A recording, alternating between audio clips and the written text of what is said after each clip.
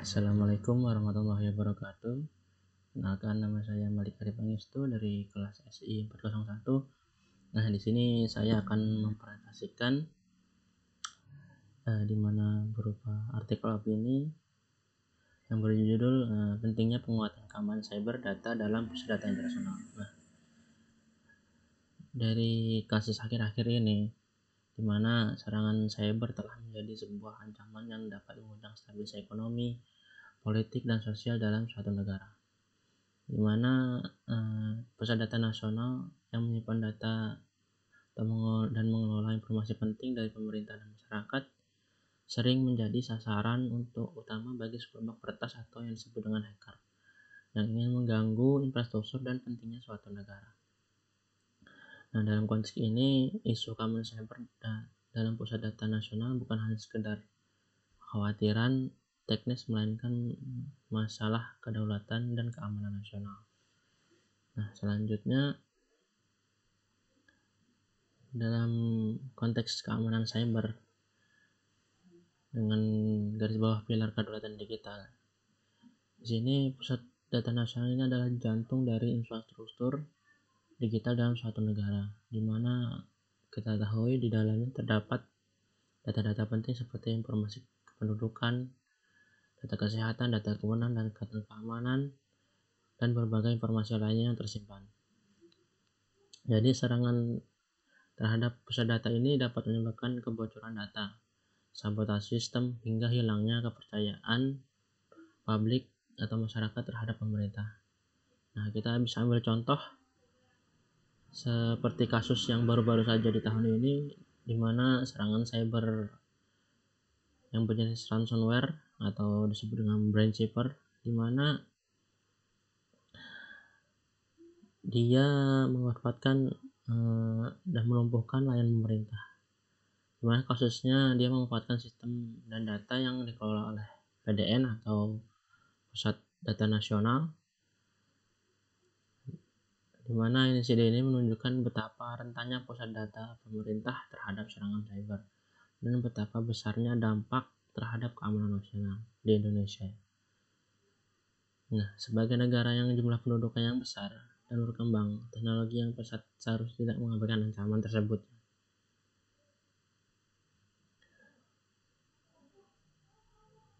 Kemudian kita bahas dari segi resiko serangan cyber pada pusat data nasional. Risiko serangan cyber terhadap pusat data ini meliputi berbagai bentuk serangan seperti malware, ransomware, phishing, dan DDoS atau Distributed Denial of Service.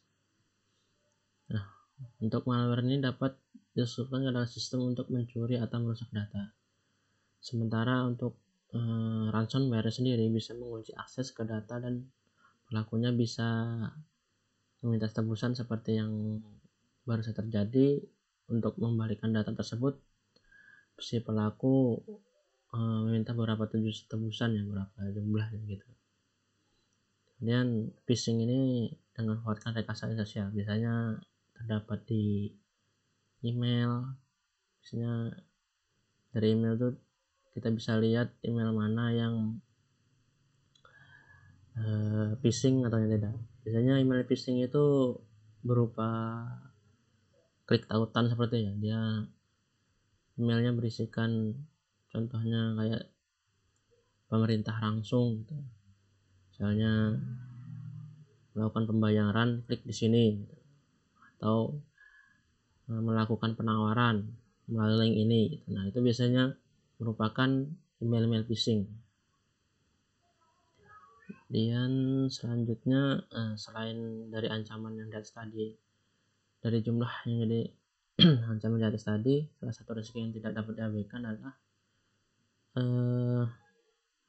di mana pegawai atau kontraktor yang tidak puas atau datanya telah disusup oleh pihak luar bisa juga menjadi faktor penyalahgunaan atau akses yang mereka miliki untuk mencuri atau merusak data.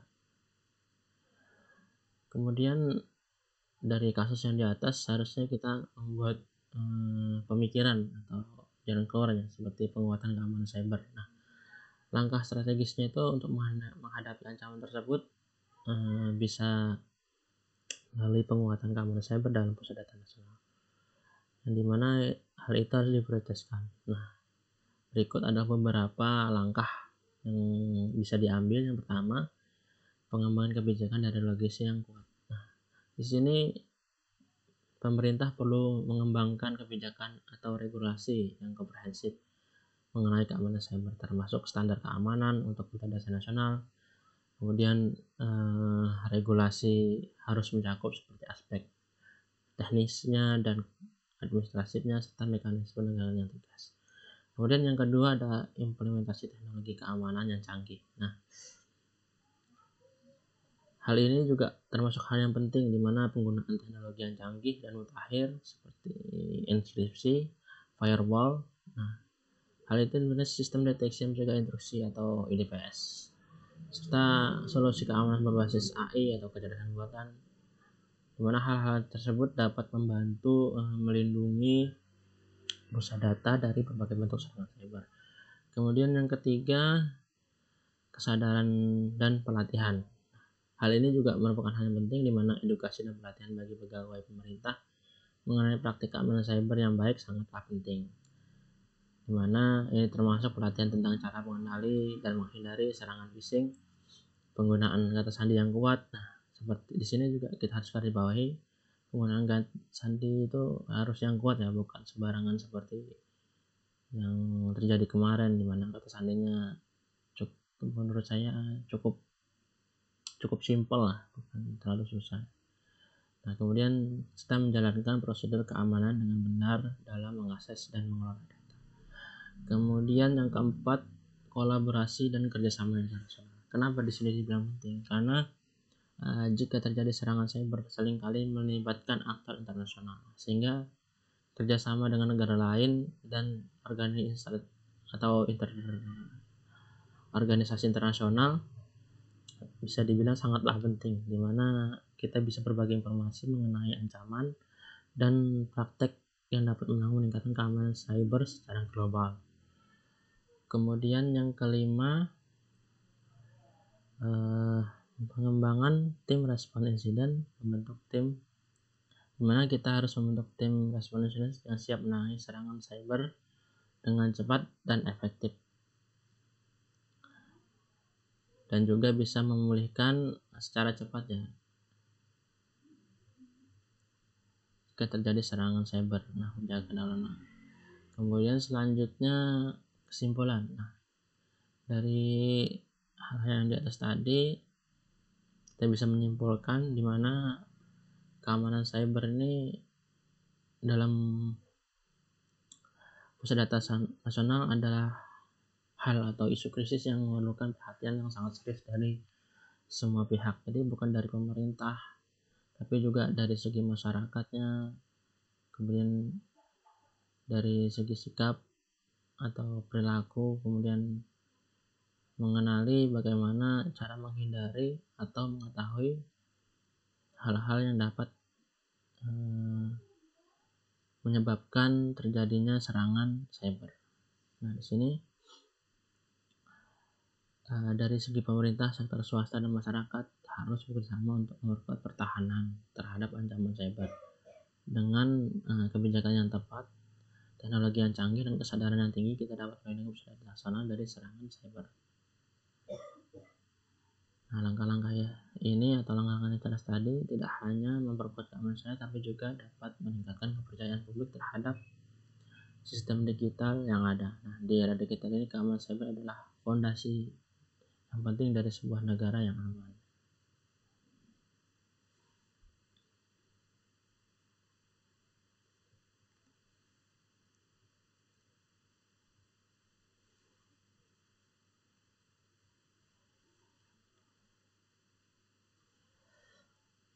Oke, selanjutnya, nah ini referensinya dari jurnal-jurnal. Yang pertama saya tampilkan jurnal apa saja yang menjadi referensi. Di sini saya ambil dari jurnal tantangan pertahanan dan keamanan data cyber digital,